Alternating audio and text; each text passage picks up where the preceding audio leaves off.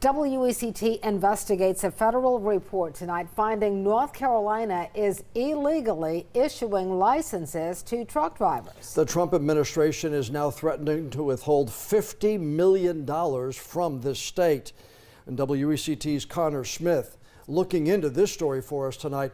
So Connor, the U.S. Department of Transportation says North Carolina's got some pretty serious issues to clean up. Yeah, that's right, John. The department looked into who the state is giving trucking licenses to, and they found more than half of the ones issued to immigrants in North Carolina should not have been issued at all.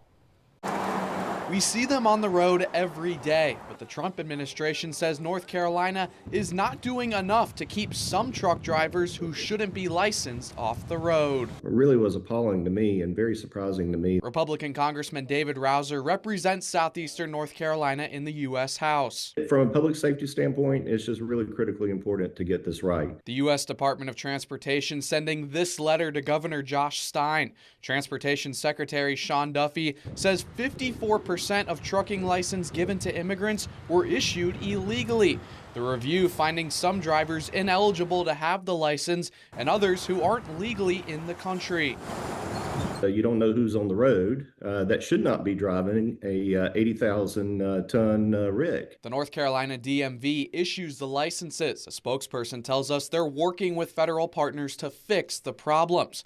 But in the meantime, the Trump administration is threatening to withhold $50 million from North Carolina. And Rouser says the state and local governments would have to pick up that cost. It shows that the Trump administration is serious about getting this resolved. In a statement, New Hanover County Democratic Party Chair Jill Hopman says that move hurts every taxpayer in North Carolina. Hopman tells us the report harms hardworking immigrants. Still, the Trump administration seems intent on hitting some North Carolina drivers with a red light.